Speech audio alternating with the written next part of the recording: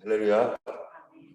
네, 오늘 말씀은 이제 하나님께서 성막, 하나님의 성전을 지으라고 하신 그 말씀에 따라서 하나님께서 설계도를 모세를 통해서 알려주시는 말씀입니다.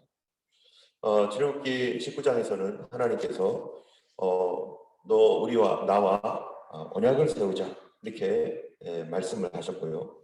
그래서 그 언약을 세우는 말씀을 십계명으로 주고, 그리고 기타 여러 사회적인 그러한 율법들을 더 첨가하여서 하나님께서 주셨습니다. 그리고 24장에서는 하나님께서 이제 모세와 언약을 맺자 하신 대로 이스라엘 전체와 언약을 맺는 시내산 언약식이 24장에 나와 있습니다.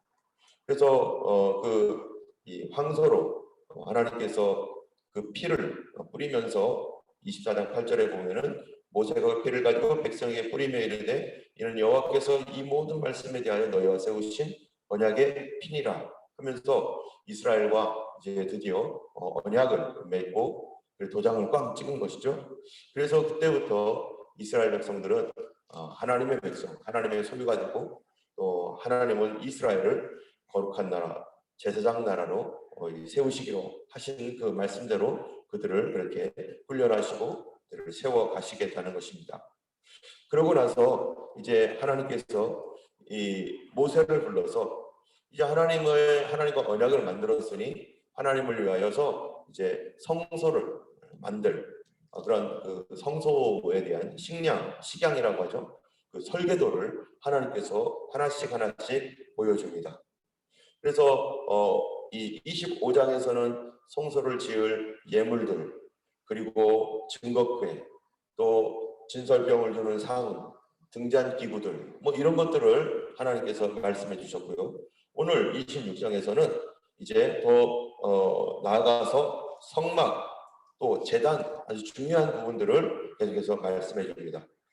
그런데 하나님께서 이 성소를 지을 때 어떻게 지으라고 하셨는가 하면은 25장에서 보면은요, 25장 1절, 2절을 이렇게 한번 읽어보겠습니다. 같이 한번 읽어볼까요? 25장부터요.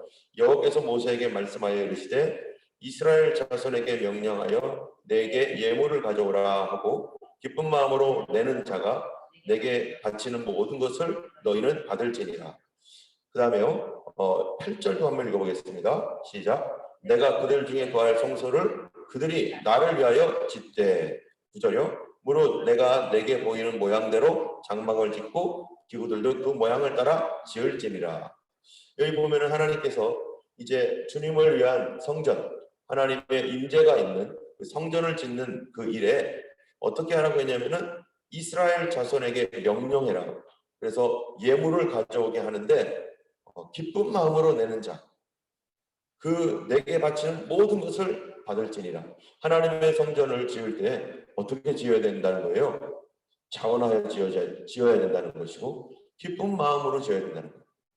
여러분, 우리가 하나님께 헌금을 할 때도 그렇잖아요. 슬픈 마음, 막 그냥 괴로운 마음 가지고 하면은 그거 어떻게 하겠어요? 예를 들어서 우리 자녀들이요, 밖에 나가서 일을 해서 돈을 벌어왔습니다. 그래서 부모님께 이제 고맙다는 마음으로 이렇게 드리는데, 막 부모님께 그동안 키워줘서 감사합니다 해가지고, 우리 보통 처음에 그 아이들이 이제 바깥에서 일을 해가지고 벌어오면은 맨 처음에 뭐를 이렇게 선물해 주죠? 한국 전통으로는 네? 빨간 내복. 왜 또 빨간색이에요 또? 내복을 보통 부모님께 이렇게 선물해. 남자를 빨간 걸로 하는 좀 멋있겠는데 내복을 보러 이렇게 주로 이제 선물을 해주잖아요. 예. 그래서 부모님께 너무 고맙습니다. 그동안 이렇게 잘 키워주셔서 감사합니다. 이제 제가 드디어 부모님을 위해서 이렇게 쓸 수 있게 되었습니다 하면서 감사한 마음으로 이렇게 빨간 내복을 꼭 바치세요. 그 빨간 내복을 이렇게 주는데, 그런데 그걸 하면서 만약에 아이들이 아까워 죽겠네, 이거 너무 아까워, 근데 안 할 수는 없고 진짜 아까운데 이러면서 하는 것을 만약에 그 마음을 부모님이 한다고 하면은 받겠어요? 차라리 하지 마라. 그렇게 아까우면은 하지 마. 왜 해가지고 마음만 상하니? 안 해도 괜찮아. 이렇게 할 거 아니겠어요? 아이들이 할 때만 이제 뭔가를 가져올 때마다 기쁜 마음이 아니라 아까워 죽겠어. 또 해야 되네. 또 해야 되네. 생신 되면은 또 뭐야 이렇게 현금 붙여드리면 정말 아까워 죽겠네 이거. 우리 쓰기도 바쁜데. 만약에 이런 마음을 만약에 부모님이 하신다면 이거 어떻게 받겠어요? 그런데 그래도 우리가 좀 어렵지만 부모님을 위해서 그래도 지금까지 키워주신 은혜 감사하고 지금까지 건강하게 계신 거 얼마나 감사해. 그래서 이번에는 우리가 다 이렇게 해야지 하면서 그런 마음으로 한다면은 부모님도 기쁘게 받을 것이고 주는 사람도 감사하고 받는 사람도 기쁜 거. 그게 바로 이 우리의 그 사람 사는 세계 아니겠어요? 하나님께서 사람과 하나님과의 관계도 어떤 것이든지 정말로 힘들어하고 짜증내고 싫어하면서 뭔가를 억지로 이렇게 하게 될 때 반드시 뭐가 생기냐면 시험 들게 돼 있습니다. 그래서 하나님의 성전을 짓는 거 이게 작은 일이 아닙니다. 하나님의 교회를 짓는 거 작은 일이 아닌데 참 하나님 나를 지금까지 지켜주신 은혜 그거 감사해요. 나의 삶을 이렇게 보호해 주셨던 은혜 감사해요. 나를 구원하신 은혜 감사해요. 라고 하는 그런 감사를 담아서 하나님 앞에 나아가는 것이죠. 하나님께서는 기쁜 마음으로 드리는 사람을 그것을 받아라. 기쁜 마음으로. 우리도 지금 성전을 위해서 기도하고 있지만 정말 그렇습니다. 하나님께 감사한 마음으로 하는 것.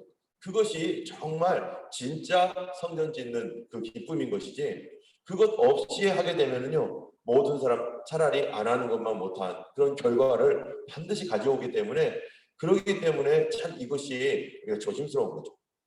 그러나 하나님께서는요 어떤 사람들에게는 뭐를 주셨냐면은 이 성전을 지을 이 사명을 주셨습니다.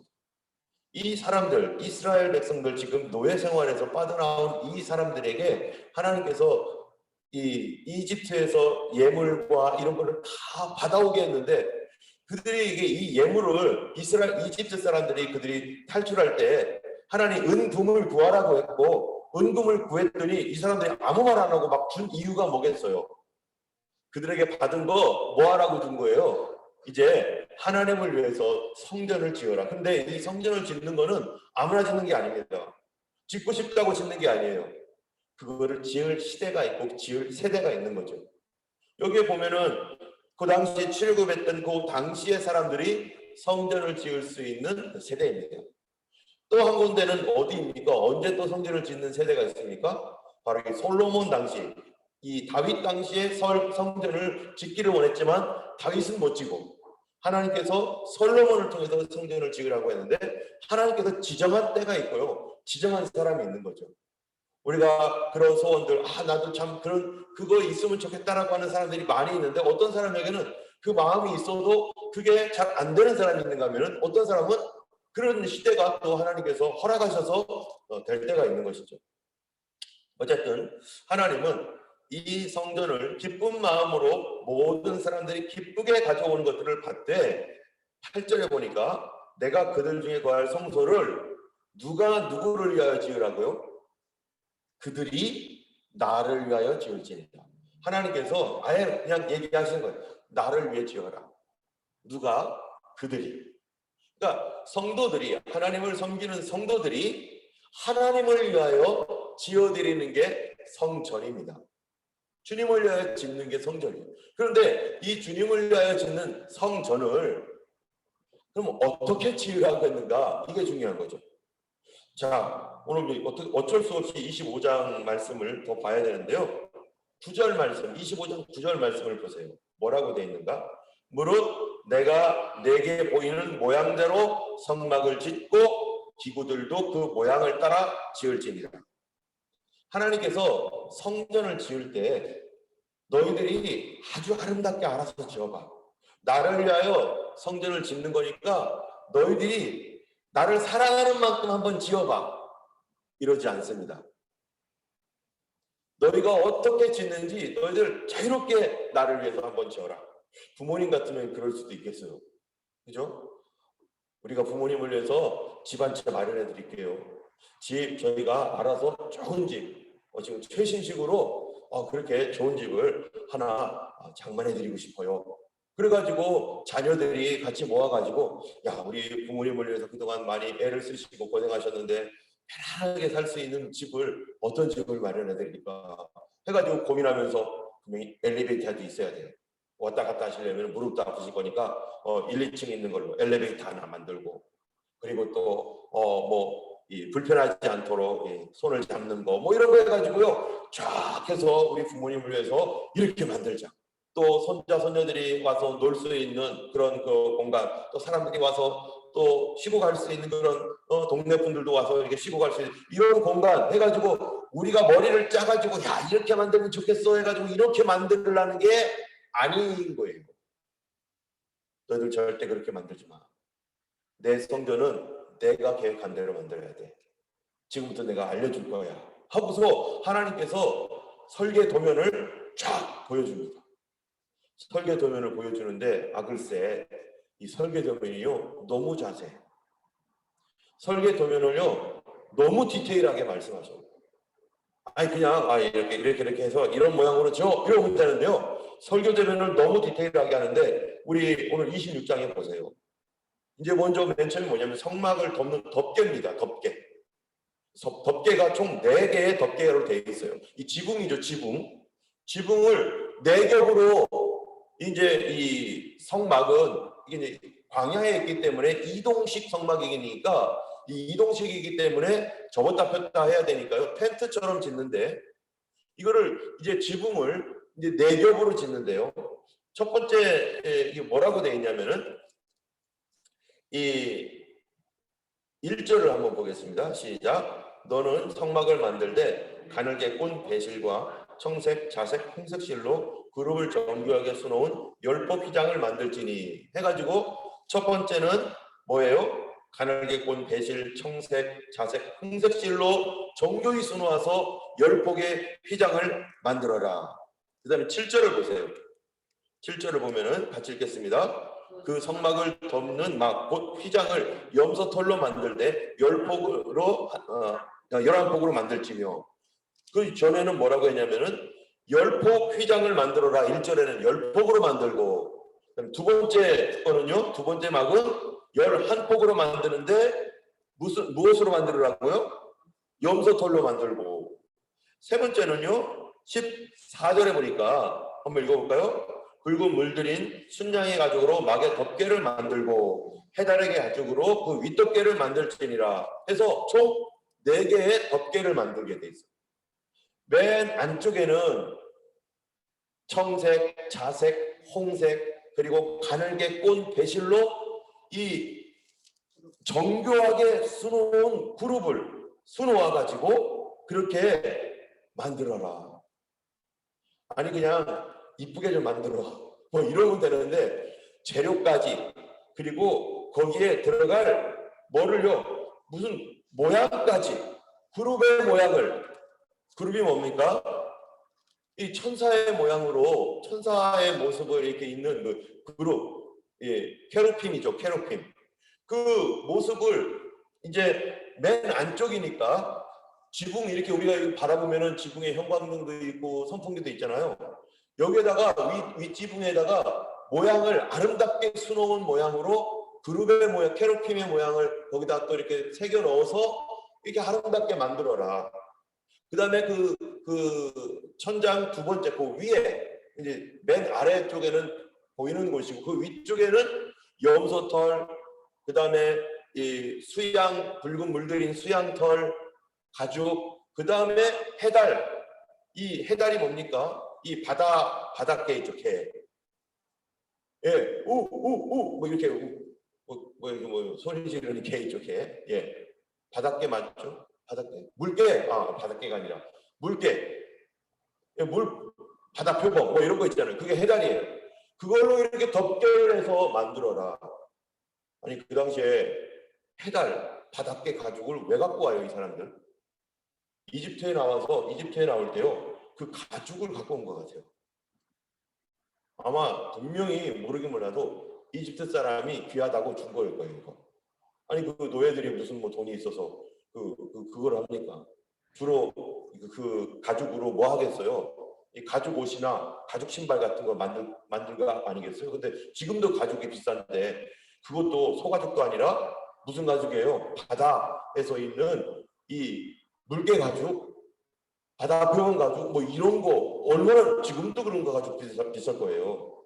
그런데 그걸로 이렇게 만들어라.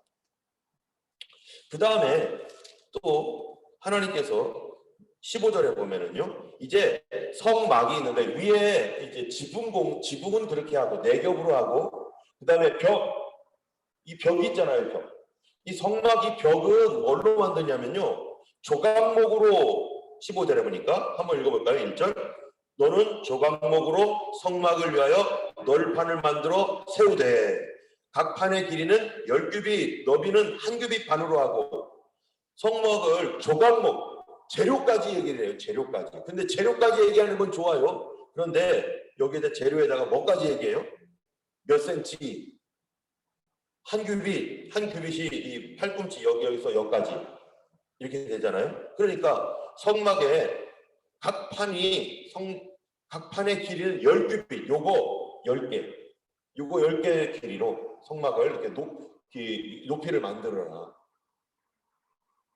길이까지 얘기해주고, 그 다음에 재료까지 얘기해주고, 이거를 다 일일이 지금 앞으로 보면은요, 계속 이런 얘기가 반복돼요. 여러분, 왜 하나님께서 이렇게 디테일하게 얘기합니까? 이렇게 디테일하게 얘기한 적이 또 있어요. 언제죠?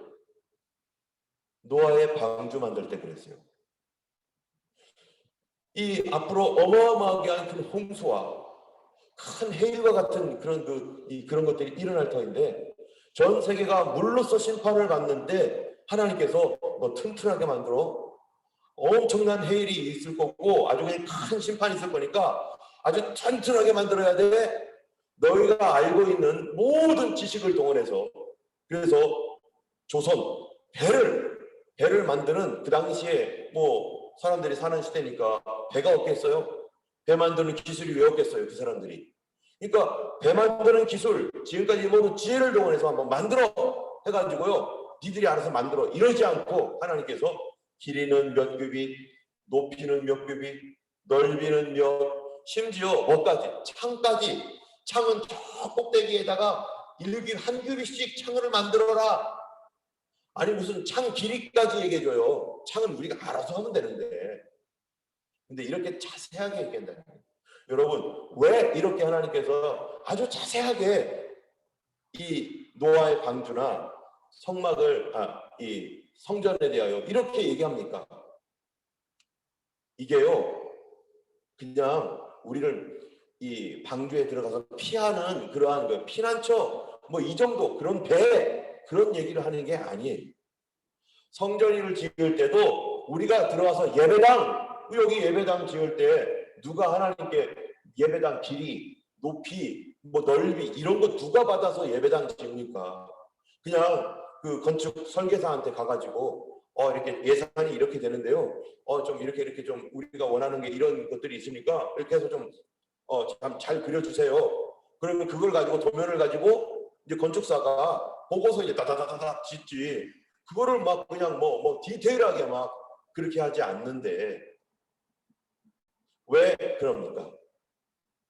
마태복음이나 요한복음 이런 데 보면요, 요한복음에 보면은 특별히 예수님과 많은 이 논쟁을 합니다. 논쟁을 하는데 논쟁 중에 이 성전에 대한 논쟁을 막 해요. 막 성전에 대한 논쟁을 하는데 거기서 예수님이 뭐라고 하냐면은 인자는 성전보다 크니라. 뭐 이런 얘기를 하고, 어쩔 때는 성전에서 이 성전을 헐라. 내가 사흘 만에 지을 거다. 그랬더니 뭐야? 이 성전을 헐라고? 이게 지금 이 헤롯 대왕 때부터 지금 몇 년을 해왔는데 40년을 넘게 해왔는데 이 성전을 헐라고 3일 만에 지을 수 있다고? 말도 안 되는 소리 했더니 요한복음에서 뭐라고 말을 해요? 2장에서 보면은 사실은 그것이 성전된 자기 육체를, 성전된 자기 육체를 가리켜 말씀하신 것이라. 여러분, 이 지금 출애굽기에서 말하고 있는 이 성막, 성전의 전신이죠. 이 성막은 지금 누구 얘기하는 거예요? 지금 예수님 얘기하는 겁니다. 예수님이 어떤 분이신가? 노아 방주 누구 얘기하는 거겠어요? 우리를 구원할, 우리를 심판과 사망에서 건지고 구원할 예수님 얘기를 하는 거기 때문에 하나님께서 너희들 마음대로 하지 말고 내가 시키는 대로 해. 거기에는 다 뭐가 있어요? 다 뜻이 있다는 거예요. 다 뜻이 있다는 거예요. 자, 여러분, 성막을 보면은, 지붕을 보면은요, 겉으로 보이는 거예요. 가장 바깥에 해달 가죽이 있습니다. 뭔 얘기입니까? 성전을 바깥에서 볼 때 해달 가죽, 이 바닷개 가죽으로 물개, 자꾸 왜 이렇게 바닷개라고, 물개나 바다표범 가죽으로 바깥을 만들었어요. 보기 어때요? 물개 가죽, 바닷 가죽 보기가 얼마나 좋겠어요? 그냥 울퉁불퉁하고 막 그래요, 이게. 그런데 방수 효과는 아주 좋겠죠. 물이 아무리 내려도 철저하게 이 안쪽을 철저하게 지켜주지만 바깥에서 모양을 볼 때는 썩그리 그 색깔도 이게 뭐예요? 거무튀튀한 색깔에다가 아주 이쁘고 화려하고 화사한 색깔들이 얼마나 많습니까? 바깥에 있는 것들을 차라리 안쪽에서 보이는 그 정교하게 수놓은 거를 차라리 바깥에라도 보면은 사람들이 와, 화사하고 좋네 이럴 텐데, 그러지 않고 그냥 이 우중충하게 보이는 바닷가죽 그거 이렇게 쌓아놨어요. 도대체 이게 무슨 얘기입니까? 또 조각목이 뭡니까? 조각목은요, 오늘 우리 쉽게 말하자면 아카시아 나무 같은 거예요. 아카시아 나무, 큰 아카시아 나무. 그러면 아카시아 나무가 좋은 나무예요? 냄새도 별로 없고, 백향목이면 얼마나 좋아요. 백향목으로 하면 냄새도 아주 향긋한 냄새 나고 아주 그냥 결도 좋은데, 아카시아 나무 같은 거 쪼개가지고 그 안에 보면은 막 이 어떻게 돼 있어요? 이 쪼갤 때 딱 쪼개면은 막 가시 같은 것이 이렇게 막 제대로 안 쪼개져가지고 막 이렇게 나잖아요. 이 별로 좋지도 않은 나무예요. 별로 안 쓰는 나무. 그런 나무로 하필 하나님의 성전을 만드는데, 하나님께서 사람들도 건축재료로 쓰지도 않는 그런 별로 좋지도 않는 나무 가지고 그거 만들으라고 하고, 그리고 위에는 해달 가죽으로 멋진 그런 뭐 수놓은 것 그런 것도 없이 그냥 우둘 원래 있는 그 가죽 그냥 이어가지고 이렇게 만들으라고 하고, 이게 바로 예수님 모습입니다. 이사야 53장에 보면은 예수님 모습을 뭐라고 그래요? 그는 마른 땅에서 올라온 가지 같아서 고운 모양도 없고 품체도 없은즉 우리 보기에 흠모할 만한 아름다운 것이 하나도 없도다. 예수님께서 하나님의 아들이시지만 하나님의 임재하는 처소 성전은 하나님이 거하시는 거룩한 곳이고 이스라엘 백성들과 함께 있는 곳이고, 주님이 거기에서 그들과 앞으로 계속해서 동행하면서 가나안 천국까지, 가나안 땅 갈 때까지 계속해서 움직여 가시는 그 하나님의 성전인데, 바로 이 땅에 오신 예수님, 우리와 함께 있고, 그리고 우리가 하나님 나라 갈 때까지 그 아들의 영을 보내주셔서 계속해서 그렇게 가실 터인데, 그분의 성품이 어떤 건가? 그분의 모습이 어떤 건가? 예수님의 겉보기에는 어떻다는 거예요? 예수님의 겉모습이 바닷가죽처럼 흠모할 만한 아름다운 게 없어요. 억세 보여요. 별로 이렇게 막 대단해 보이지 않아요.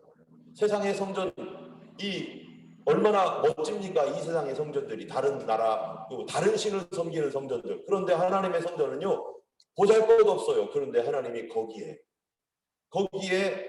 함께 계시고, 거기에서 우주를 만드시고 온 세상을 만드신 하나님이 그 전셋방 같은 곳에, 작은 곳에 함께 거하시겠다는 겁니다. 그래서요, 우리가 예수님을 믿으려면 반드시 주님께서 우리에게 어떤 사람이 예수님을 믿게 만듭니까? 낮아진 사람이 예수 믿습니다. 겸손한 사람이 예수 믿습니다. 겸손하지 않으면 뭐야 이 성전에 와가지고 이게 뭐야 이게 아무것도 아니네. 아니 온 천지를 지으신 하나님의 성전이 뭐 이래 이런 식의 생각을 갖고 있는 사람은요, 에이 뭐 별거 없다 하고 돌아갈 수밖에 없어요. 예수님 자체가 그는 하나님의 본체이시나 하나님과 동등됨으로 취할 것으로 여기지 아니하시고 자기를 비워 종의 형체를 가져 사람들과 같이 되었고 사람의 모양으로 나타나셨고 죽기까지 복종하셨음에 곧 십자가에 죽으심이라 하신 것처럼 예수님 자체가 종의 모양, 종의 모습, 임금의 모양이 아니라는 거죠. 왕같이 화려한 그런 모습으로 오신 분이 아니라 종처럼 오셔서 언뜻 보기에는 뭐야 무시할 만한 분, 대단하게 보이지 않는, 자세하게 알지 못하면 그분을 무시할 수밖에 없는, 그래서 오히려 석가모니 부처님이 훨씬 더 멋있어 보여. 다른 신들이 더 대단하게 보여. 그런데 예수님은 그렇지 않은 거예요. 예수님은 십자가에 달린 분이에요. 교회에 오면 십자가가 있는데 예수님은 십자가에 달린 연약한 모습으로 보인단 말이에요. 사람들이 그를 못 박아가지고 걸어놓은 사람들보다 못한 모습, 사람들에게 멸시와 천대를 받은 그 모습, 이 땅에서는 로마에 의해서 유대인들에 의해서 버림받고 죄인의 모습으로 죽은 그 모습, 그 모습을 보고 누가 그를 하나님의 아들이라고 말하겠어요? 그런데 그 모습을 조금 더 들어가면 바깥에서는 어떻게 보여요? 우둘투둘하고 억세게 보이는 그분을 하나 더 들어가면 곧바로 한 장을 넘겨버리니까 뭐가 있어요? 붉은 물들인 수양의 가죽. 그분이 어떤 분이라는 거예요? 수양의 가죽. 양으로서 우리를 위하여 돌아가신 분이라는 거예요. 또 그 안으로 또 한 장 들어가면요, 염소털로 되어 있어요. 여러분, 이 수양의 가죽과 염소털이 도대체 뭡니까? 겉으로는 해달의 가죽이지만 그 안으로 들어가면은 그게 바로 대속죄절날 우리를 위하여 죽는 양이, 어린 양이 뭡니까? 바로 염소입니다. 염소지만 하나님의 어린 양이라고 그래요. 이 염소가 우리의 모든 죄의 짐을 지고, 아사살 염소는 어디로 가요? 저기 광야로 가가지고 깊은 낭떠러지에 떨어뜨려 죽이고, 그래서 몸이 박살납니다. 머리도 깨지고 발도 부러지고 허리, 등뼈 다 부러져가지고 박살나서 죽는 그 염소. 무엇 때문에? 우리의 죄를 짊어지고 광야로 가가지고 떨어져 죽는 염소. 대속의 제물이란 말이죠. 또 하나의 염소는 하나님을 위한 염소로 해요. 여호와를 위한 염소. 그 염소는 거기서 죽여가지고 피를 흘려서 그렇게 죽고, 또 이 그런 염소털, 또 수양의 붉은 물들인 수양은 뭡니까? 아브라함에게 너 아들 이삭을 바쳐라 해가지고요, 아들 데리고 어디로 가요? 모리아산으로 올라갑니다. 이게 다 누구 얘기하는 거예요 지금? 예수님 얘기예요.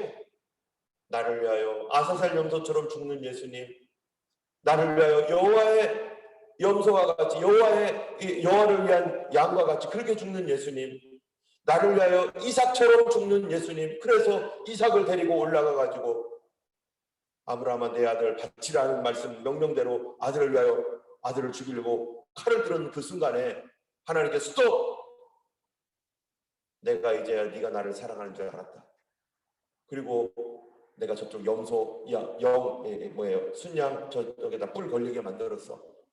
그 순양 데려다가 너 아들 대신 잡아다가 내게 바쳐라. 내가 이제야 네가 나를 얼마큼 사랑하는 줄 내가 알았다 하시면서 맹세하잖아요. 맹세. 여러분, 예수님이 이 땅에 오신 것은 어떻게 오셨다고 한 줄 아세요? 히브리서에 보니까 다른 대제사장들은 맹세 없이 제사장이 됐죠. 그들은 혈통적으로 제사장이 됐어요.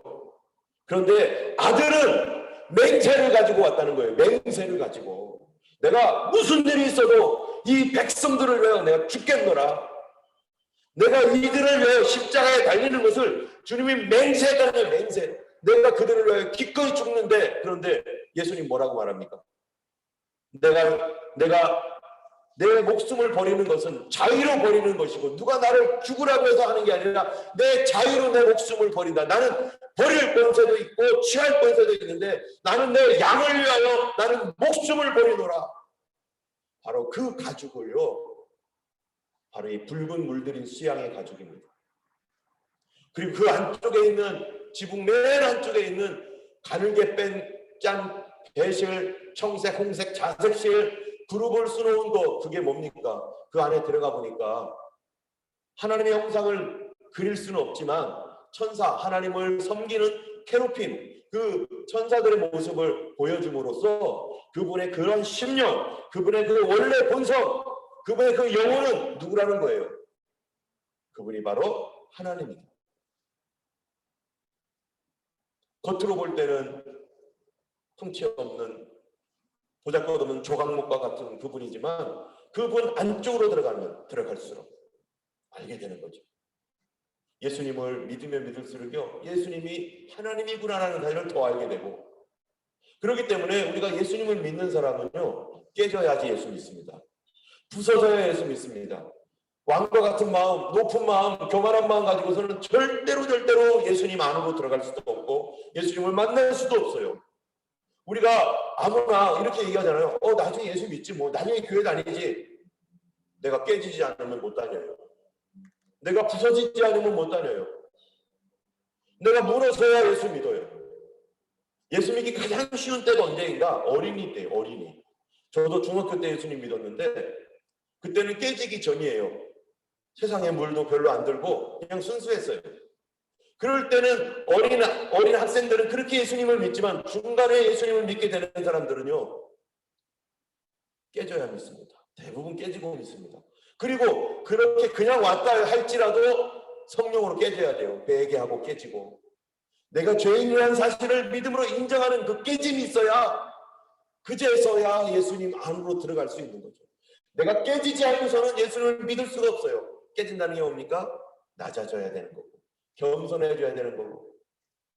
그래서 우리가 교회 오래 다니신 분들은요 그분이 예수님 닮았는지 안 닮았는지 알려면 뭐를 알면 돼요? 얼만큼 겸손한가. 우리 처음 신자들은요 그냥 깨지지 않은 상태에서 옵니다. 다 좋으신 분 같고 다 그러지만 그리스도 안에서 딱 보면은 깨지지 않은 부분들이 너무 많은 거예요. 나의 욕심, 나의 고집. 그러나 우리는 예수님 믿을수록 더 깨져야 됩니다. 왜냐하면요 예수님 닮아가야 되니까.